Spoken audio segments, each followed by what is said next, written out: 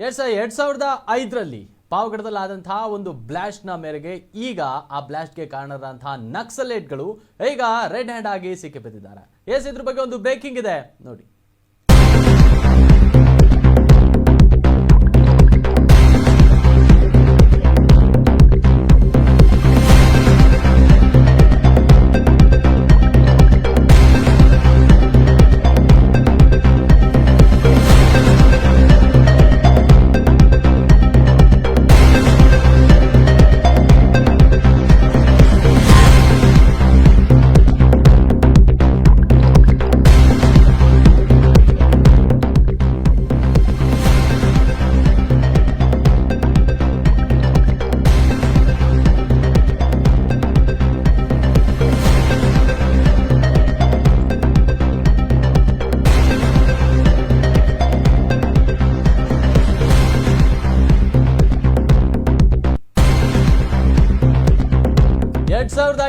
Pavagada Venkatammanahalli blast case ಪ್ರಕರಣಕ್ಕೆ ಈಗ ಒಂದು ಒಳ್ಳೆ ಟ್ವಿಸ್ಟ್ ಸಿಕ್ಕಿರುವಂತದ್ದು. 5 ಮಾಜಿ ನಕ್ಸಲೇಟ್ಗಳನ್ನ ಈಗ ವಶಕ್ಕೆ ಪಡ್ಕೊಂಡಿದ್ದಾರೆ ಪೊಲೀಸರು. 5 ಮಾಜಿ ನಕ್ಸಲೇಟ್ಗಳನ್ನ ಈಗ ವಶಕ್ಕೆ ಪಡ್ಕೊಂಡಿರುವಂತದ್ದು. ಕೋರ್ಟ್ ವಿಚಾರಣೆಗೆ ಈಗ ಸದ್ಯ ನಿರಂತರವಾಗಿ ಗೈರಾಗಿರುವ ಕಾರಣ ಈಗ ಖಾಕಿ ವಶಕ್ಕೆ ಸಿಕ್ಕಿಬಿದ್ದಿದ್ದಾರೆ. ಆಂಧ್ರ ಪ್ರದೇಶದ ಗಂತಿಮೆರಿಯ ನಾಗರಾಜ್ ಸುಮಾರು 40 ವರ್ಷದವರು, ಮತ್ತೆ ಹಾಗೇನ ಧರ್ಮಾವರಂನ ಪದ್ಮಾ 35 ವರ್ಷದವರು, ಮತ್ತೆ ಹಾಗೇನ ತಾಮಗಿರಿಯ ಬೋಯ ಓಬಳೇಶ್ ಅನ್ನುವಂಥವ್ರು, ಮತ್ತೆ ಹಾಗೇನ ರಾಮಮೋಹನ್ ಆಂಜನೇಯಲು ಸದ್ಯ ಈ ಒಟ್ಟು 5 ಮಂದಿ ಈಗ ಬಂಧಿಸಿದ್ದಾರೆ. ಒಂದು ರೀತಿಯಲ್ಲಿ ಹೇಳೋದಾದ್ರೆ ಆಂಧ್ರ ಪ್ರದೇಶದ ವಿವಿಧ ಭಾಗಗಳಲ್ಲಿ ಈಗ ಪತ್ತೆ ಹಚ್ಚಿ ಈಗ ಸದ್ಯ ವಶಕ್ಕೆ ಪಡೆದಿರುವಂಥದ್ದು. ಯಾಕಂದ್ರೆ ನೋಡಿ 2005ರಲ್ಲಿ ಆಗಿರುವಂತಹ ಒಂದು ಬ್ಲಾಸ್ಟ್ ಪ್ರಕರಣ. ಯಾಕಂದ್ರೆ ಈ ಬ್ಲಾಸ್ಟ್ನ ಪ್ರಕರಣವಾಗಿ ಹಲವಾರು ಒಂದಷ್ಟು ಗೊಂದಲಗಳು ಸಹ ಸೃಷ್ಟಿಯಾಗಿತ್ತು.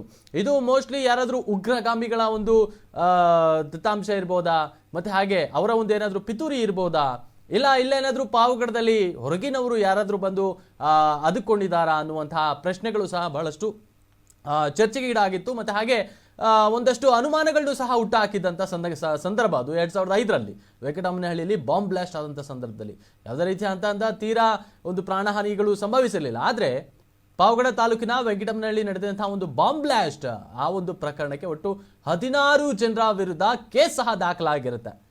ಈ ಘಟನೆಯಲ್ಲಿ ಒಟ್ಟು 7 ಜನ ಪೊಲೀಸರು ಸೇರಿ ಓರ್ವ ನಾಗರಿಕರು ಸಹ ಬಲಿಯಾಗಿರ್ತಾರೆ. ಆ ಒಂದು ಸಂದರ್ಭದಲ್ಲಿ, ಈ ಒಂದು ಘಟನೆ ಸಂದರ್ಭದಲ್ಲಿ 7 ಜನ ಪೊಲೀಸರು ಸೇರಿ ಓರ್ವ ನಾಗರಿಕರು ಸಹ ಬಲಿಯಾಗಿರ್ತಾರೆ. ಇದೇ ಪ್ರಕರಣವನ್ನ ಭೇದಿಸಿ ಬೆನ್ನತ್ತಿದಂತಹ ಪೊಲೀಸರು ಅಂದ್ರೆ ಪಾವಗಡ ಪೊಲೀಸರಿಗೆ ಈಗ ರೆಡ್ ಹ್ಯಾಂಡ್ ಆಗಿ ಸಿಕ್ಕಿಬಿದ್ದಿರುವಂಥದ್ದು. ಒಟ್ಟು 16 ಜನ ಯಾರ ಮೇಲೆಲ್ಲ ಕೇಸ್ ಇತ್ತು ಅವ್ರ ಮೇಲೆಲ್ಲ ಎಲ್ಲ ಸೂಕ್ತ ರೀತಿಯ ಅಂತ ಒಂದು ಕ್ರಮಗಳನ್ನ ಮತ್ತೆ ಹಾಗೆ ನಿಯಮಾನುಸಾರ ಏನೆಲ್ಲ ಒಂದು ಇನ್ವೆಸ್ಟಿಗೇಷನ್ ನಡೀತಾ ಇತ್ತು ಪ್ರತಿಯೊಂದು ಸಹ ಈಗ ಅದಕ್ಕೆಲ್ಲ ಕುಮ್ಮಕ್ಕನ್ನುವಂತೆ ಅಲ್ಲಿ ಅಂದ್ರೆ ನೋಡಿ 2005ರಲ್ಲಿ ಆಗಿರುವಂಥದ್ದು. ಈಗ ಸುಮಾರು 18 ವರ್ಷಗಳ ಆಗಿರುವಂಥದ್ದು. 18 ವರ್ಷಗಳ ನಂತರ ಈಗ 2005ರಲ್ಲಿ ಆದಂತಹ ಬಾಂಬ್ ಬ್ಲಾಸ್ಟ್ ಕೇಸ್ ಪ್ರಕರಣಕ್ಕೆ ಈಗ 5 ಮಾಜಿ ನಕ್ಸಲೇಟ್ಗಳು ಸಹ ಇವರು ಸಿಕ್ಕಿರುವಂಥದ್ದು. ಅಂದ್ರೆ ಆಗ ಮಾಜಿ ನಕ್ಸಲೇಟ್ಗಳು ಈಗಾಗಲೇ 18 ವರ್ಷಗಳು ಕಳೆದಿರುವಂಥದ್ದು. ಈ ಘಟನೆಯಲ್ಲಿ 5 ಅಂದ್ರೆ 7 ಜನ ಪೊಲೀಸರು ಸೇರಿ ಒಟ್ಟು ಓರ್ವ ನಾಗರಿಕರು ಸಹ ಬಲಿಯಾಗಿರ್ತಾರೆ. ಮುಖ್ಯವಾಗಿ ಹೇಳೋದಾದ್ರೆ ಇತ್ತೀಚಿನ ದಿನಗಳಲ್ಲಿ ನಕ್ಸಲೇಟ್ಗಳ ಹಾವಳಿ ಹೆಚ್ಚಿನದಾಗಿ ಕಾಣ್ತಾ ಇರಲಿಲ್ಲ. ಯಾಕಂದ್ರೆ ಎಲ್ಲೆಡೆಯೂ ಸಹ ಸದ್ದು ಮಾಡ್ತಿರುವಂಥದ್ದು ಅದು ಉಗ್ರಗಾಮಿಗಳ ಒಂದು ಬೇಟೆ. ಯಾಕಂದ್ರೆ ಈಗ ನಕ್ಸಲೇಟ್ಗಳಿಗಿನ್ನ ಹೆಚ್ಚಿನದಾಗಿ ಯಾಕಂದ್ರೆ ಈಗ ಎಲ್ಲಾ ರೀತಿಯಕ್ಕೂ ಒಂದು ರೀತಿಯಲ್ಲಿ ಕಡಿವಾಣ ಅನ್ನೋದು ಹೆಚ್ಚಿನದಾಗಿರುವಂಥ ಮತ್ತೆ ಹಾಗೆ ಶಿಸ್ತು ಕಟ್ಟುನಿಟ್ಟಿನ ಕ್ರಮಗಳಿರೋದ್ರಿಂದ ನಕ್ಸಲೇಟ್ಗಳ ಹಾವಳಿಯೂ ಸಹ ಒಂದು ರೀತಿಯಲ್ಲಿ ಕಮ್ಮಿ ಆಗಿದೆ. ಅಂದ್ರೆ ಉತ್ತರ ಭಾರತದಲ್ಲಿ ಈಗ ಹೆಚ್ಚಿನದಾಗಿ ಸದ್ದನ ಮಾಡ್ತಾ ಇದೆ, ಆದ್ರೆ ದಕ್ಷಿಣ ಭಾರತದ ಕಡೆ ಬಹಳಷ್ಟು ಕಮ್ಮಿ ಆಗಿರುವಂಥದ್ದು.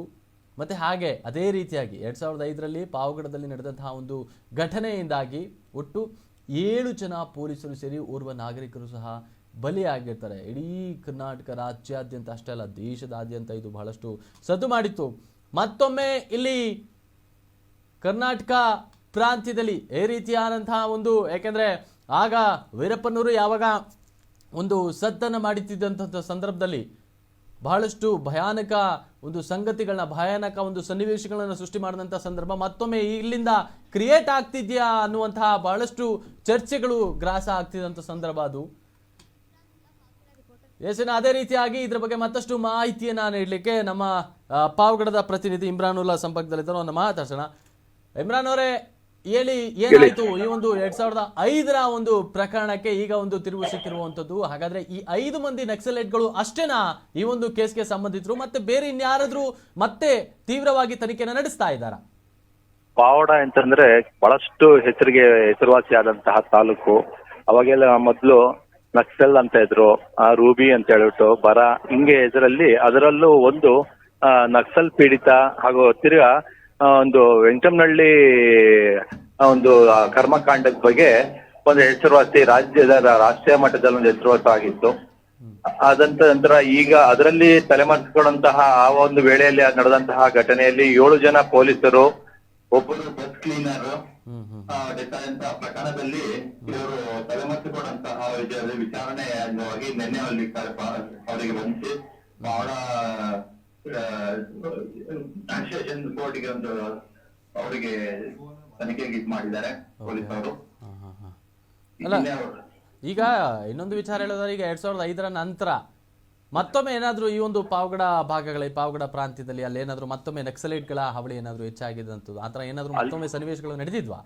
ಅಲ್ಲಿಂದ ಇಲ್ಲಿವರೆಗೂ ಯಾವುದೇ ತರದ ಘಟನೆಗಳು ಆಗಿಲ್ಲ.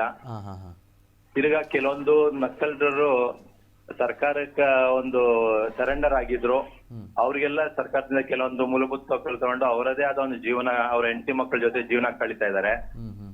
ಹಾಗಾಗಿ ಯಾವುದೇ ಇಲ್ಲಿವರೆಗೂ ಘಟನೆಗಳು ನಡೆದಿಲ್ಲ. ಓಕೆ, ಹಾಗಾದ್ರೆ ಈ ಒಂದು ಬಂಧಿತರಲ್ಲಿ ಕೇವಲ ಈ 5 ಅಷ್ಟೇನಾ, ಮತ್ತೆ ಇನ್ನೂ ಏನಾದ್ರೂ ವಿಚಾರಣೆ ನಡೆಸಿ ಮತ್ತಷ್ಟು ಮಂದಿಯನ್ನ ಬಂಧನ ಮಾಡ್ಲಿಕ್ಕೆ ಈಗ ಏನಾದ್ರೂ ವಿಚಾರಣೆ ನಡೆಸ್ತಾ ಇದ್ದಾರೆ ಇನ್ನು ಮುಂದಕ್ಕೆ? ಈಗ ಪೊಲೀಸ್ ಇಲಾಖೆ ಗಮನಕ್ಕೆ ತಂದ್ರೆ ಅದು ಕೆಲವೊಂದು ವಿಚಾರಗಳು ನಾವು ತನಿಖೆ ಮಾಡ್ತಿದೀವಿ, ಕೆಲವೊಂದು ವಿಚಾರಗಳು ನಾವು ಹೇಳಕ್ ತನಿಖೆ ನಡೀತಾ ಇರೋದ್ರಿಂದ ಈಗ ಸದ್ಯಕ್ಕೆ ಇವ್ರನ್ನ ತಲೆಮರೆಸಿದ 5 ಜನನ ನಾವು ಬಂಧಿಸಿದೀವಿ. ಮುಂದಿನ ದಿನಗಳಲ್ಲಿ ನಿಮ್ಗೆ ಸಂಪೂರ್ಣ ಮಾಹಿತಿ ಕೊಡ್ತೀವಿ ಅಂತ ಹೇಳಿ ಪೊಲೀಸ್ ಇಲಾಖೆಯವರು ಹೇಳ್ತಾರೆ. ಈಗ ಬಂಧಿತರೆಲ್ಲ ಲೋಕಲೈಟ್ಸಾ ಇಲ್ಲಾಂದ್ರೆ ಹೊರಗಿನವರ? ಇಲ್ಲ, ಪಕ್ಕದ ಒಂದು ಆಂಧ್ರದವರು ಇದ್ದಾರೆ, ನಮ್ಮ ಕರ್ನಾಟಕದವರು ಇದ್ದಾರೆ. ಈ ಹಿಂದೆ ವರವರ ರಾವ್ ಅಂತ ಹೇಳ್ಬಿಟ್ಟು ಈ ಪ್ರಕರಣದಲ್ಲಿ ಪಾವಡ ಸೆಷನ್ ಅಲ್ಲಿ ಕರೆಸಿ ಅವರಿಗೆ ತನಿಖೆ ಮಾಡಲಾಗಿತ್ತು.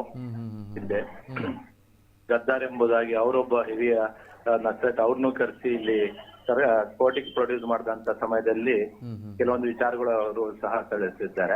ಒಟ್ಟಿನಲ್ಲಿ 2005ರ ನಂತರ ಮತ್ತೊಮ್ಮೆ ಇನ್ಯಾವುದು ಈ ತರ ಒಂದು ಸನ್ನಿವೇಶಗಳು ನಡೆದಿಲ್ಲ. ಅದಕ್ಕೆ ಯಾವುದೇ ನಡೆದಿಲ್ಲ. ಎಸ್, ನಮ್ಮೆಲ್ಲ ಮಾಹಿತಿಗಾಗಿ ಧನ್ಯವಾದಗಳು ಇಮ್ರಾನ್. ಎಸ್, ಒಂದು ರೀತಿಯಲ್ಲಿ ನೋಡೋದಾದ್ರೆ ಈ ಒಂದು ಘಟನೆಯಲ್ಲಿ ಅಂದ್ರೆ 2005ರಲ್ಲಿ ನಡೆದಂತಹ ಒಂದು ಘಟನೆಯಲ್ಲಿ ಒಟ್ಟು 7 ಜನ ಪೊಲೀಸರು ಸೇರಿ ಒಟ್ಟು ಲಾರಿ ಕ್ಲೀನರ್ ಅನ್ನುವಂಥವ್ರು ಅವರು ಸಹ ಬಲಿಯಾಗಿರ್ತಾರೆ. ಈ ಒಂದು ಪ್ರಕರಣಕ್ಕೆ ಸಂಬಂಧಿಸಿದಂತೆ ನೋಡಿ, ಪೊಲೀಸರು ಏನು ಕೆಲಸ ಮಾಡ್ತಾ ಇಲ್ಲ. ಕೆಲವೊಂದು ಕೊಲೆ ಪ್ರಕರಣದಿಂದಾಗಿ ಪೊಲೀಸರ ಮೇಲೆ ಬಹಳಷ್ಟು ಮಂದಿ ನಾಗರಿಕರು ದೂರ್ತಾರೆ.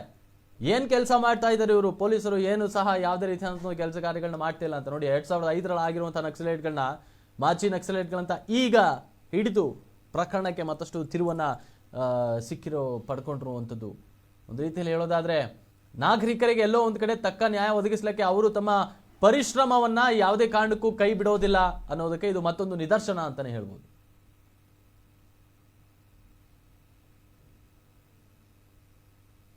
ಎಸ್ನ ಫೋಟೋದಲ್ಲಿ ನೀವು ಗಮನಿಸ್ತಾ ಇರ್ಬೋದು, ಇವರು ಎಲ್ಲ ಬಂಧಿತ ಆರೋಪಿಗಳಾಗಿರ್ತಾರೆ. ಬಂಧಿತರು ಮಾಜಿ ನಕ್ಸಲೈಟ್ಗಳು ಇವರು. ಎಸ್ನ ಗಂತಿಮಿರಿಯ ನಾಗರಾಜ್, ಮತ್ತೆ ಹಾಗೆ ಧರ್ಮಾವರಂನ ಪದ್ಮ, ತಾಮಗಿರಿಯ ಬೋಯ ಓಬಳೇಶ್, ರಾಮಮೋಹನ್, ಆಂಜನೇಯಲು, ಒಟ್ಟು ಈಗ 5 ಮಂದಿ ಬಂಧಿತರಾಗಿರುವಂಥದ್ದು ಈ ಫೋಟೋಗಳಲ್ಲಿ ನೀವು ನೋಡ್ತಾ ಇರುವಂಥದ್ದು. ಎಸ್, ಒಂದು ರೀತಿಯಲ್ಲಿ ಹೇಳೋದಾದ್ರೆ 2005ರಿಂದ ಇದುವರೆಗೂ ಅಂದ್ರೆ ನೋಡಿ, ಇವರೆಲ್ಲ ಇನ್ನು ಈಗ 35, 40 ವರ್ಷ, 42 ವರ್ಷ, 44 ವರ್ಷದವರೇನೆ ಎಲ್ಲ ಇರೋರು, ಇಲ್ಲಿ ಇರೋರಲ್ಲ ಆಲ್ಮೋಸ್ಟ್ ಎಲ್ಲ ಅವರೇನೆ. ಈಗ 15 ವರ್ಷಗಳ ಹಿಂದೆ ಇನ್ನೇನು 2005ರಲ್ಲಿ ಅಂದರೆ ಸುಮಾರು 15 ವರ್ಷ, 18 ವರ್ಷ, 19 ವರ್ಷ ಹಿಂದ್ಗಡೆ ಬಂದರೆ ನಿಜವಾಗ್ಲೂ ಒಂದು ರೀತಿಯಲ್ಲಿ ಇವರೆಲ್ಲ ಇನ್ನೂ ಹದಿಹರೆಯದ ಮಕ್ಕಳು. ಆ ಒಂದು ಸಂದರ್ಭದಲ್ಲಿ ಹದಿಹರೆಯದ ಯುವಕರು. ಒಂದು ರೀತಿಯಲ್ಲಿ ಹೇಳೋದಾದರೆ ಈಗ ಅವರು ಮಾಜಿ ನಕ್ಸಲೈಟ್ಗಳಂತ ಹೇಳಿ ಪೊಲೀಸರು ಸಹ ಮಾಹಿತಿಯನ್ನು ನೀಡಿರುವಂಥದ್ದು. ಇನ್ನು ಈ ಪ್ರಕರಣ ಕಳೆದು ಒಟ್ಟು 19 ವರ್ಷಗಳಾಗಿರುವಂಥದ್ದು. ಈಗ ಈ ಪ್ರಕರಣಕ್ಕೆ 5 ಜನ ಈಗ ಆರೋಪಿಗಳನ್ನು ಪಾವಗಡ ಪೊಲೀಸರು ಬಂಧಿಸಿದ್ದಾರೆ.